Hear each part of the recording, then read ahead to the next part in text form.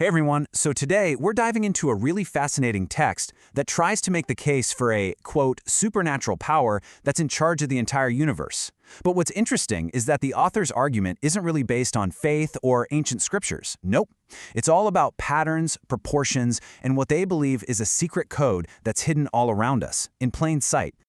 All right, so let's just jump right in. The entire argument really hinges on this one giant question.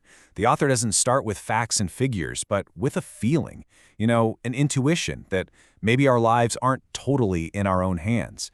And from there, they go on a hunt for some kind of real, tangible proof. And this quote, this is that foundational feeling right here. The author is suggesting that, hey, if you just quiet your mind for a second, you can almost sense this pre-written script, a sense of fate. But, a feeling is not proof, right? So that's where the author's search for actual evidence begins. So to build this case, they don't turn to old books or some kind of divine revelation. Instead, the investigation starts by looking for clues in the world around us, in the intricate designs of nature itself. This is really the first pillar of the whole argument, proof through observation. Okay, so first up we have Exhibit A, the humble conch shell. The author asks a really provocative question here. How could this simple little creature, with its tiny, primitive brain, build a home with such architectural perfection? The implication is pretty clear. There has to be some kind of guiding intelligence behind this design. Next, we go from the ocean to a sunflower in a field. And if you've ever really looked at one, the seeds aren't just scattered in there randomly. They arrange themselves in these perfect interlocking spirals that maximize every little bit of space. The author kind of jokes that the sunflower's ancestors must have all had PhDs to figure out a design that efficient. And from the plant world, the investigation turns inward, to our own bodies. Just look at your hand for a second. The author just hits us with this list of simple questions, not because they're looking for an evolutionary answer, but to suggest that these specific proportions, they feel too intentional, too perfectly tuned to just be an accident. So after looking at shells and flowers in our own hands, the author comes to this conclusion. These things are not just happy accidents. They're all evidence of some kind of invisible, enigmatic law, a mysterious power that's governing the shape and function of, well, everything. All right, let's move on to the next piece of this argument and see how it builds. So, if there is a mysterious power, is there a way to understand its language? The author suggests that this code isn't just physical, it's also found in the abstract world of mathematics. First up is pi. Yeah, the one we all remember from math class. But here, its infinite, non-repeating nature is used as this really powerful metaphor. The author argues that just like we can never ever find the end of pi, we can never fully get our heads around the boundless wisdom of this creator. Then things get even weirder and way more abstract with the imaginary number I, the square root of -1. In basic math, it seems impossible, right? But the author points out that this supposedly illusory number is absolutely essential for things like the wave function in quantum mechanics. It's a critical part of how we describe the fundamental nature of reality itself. And this leads to a really interesting point, using a famous scientific debate. On one side, you've got Einstein, who really believed in this predictable, clockwork universe. But on the other, you have quantum mechanics, which says, nope, there's a fundamental uncertainty to everything. The author really leans into that uncertainty, suggesting it opens the door to a reality that's beyond what we can see and predict. And right here, this is where the author makes a pretty big leap. The logic kind of goes like this. If an illusory number is critical to our physical reality, then hey, maybe other illusory concepts are real too.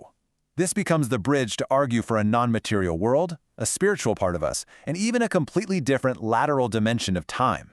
So after all these clues from nature and these abstract codes from math, the author claims to have finally found it, the master key, the one single principle that unlocks the entire mystery of all this divinely ordered beauty.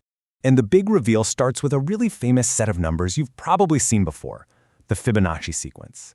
You just start with 0 and 1, and each new number is just the sum of the two that came before it. It's simple, it's elegant, and as we're about to see, the author claims it is everywhere.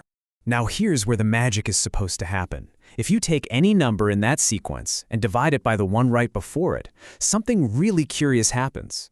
The further down the line you go, the closer and closer your answer gets to this very specific, very special number.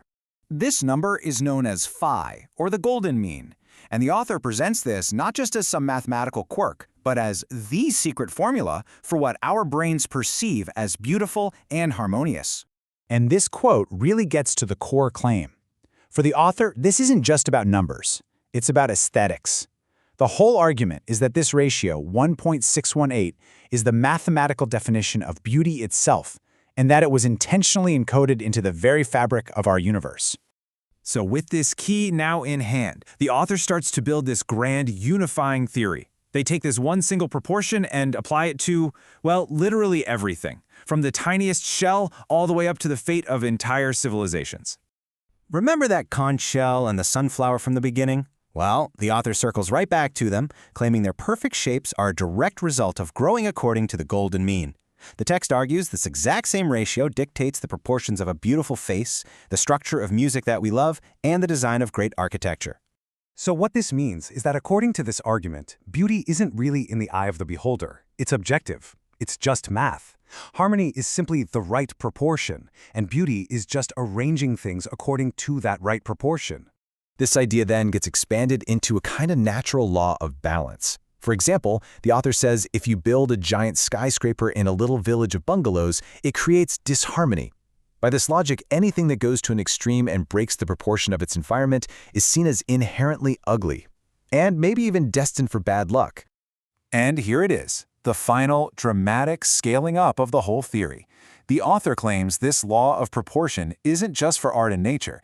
It supposedly governs geopolitics, national economies, and even the balance of the human population, suggesting that things like plagues or wars might just be nature's way of restoring balance when our numbers get out of proportion.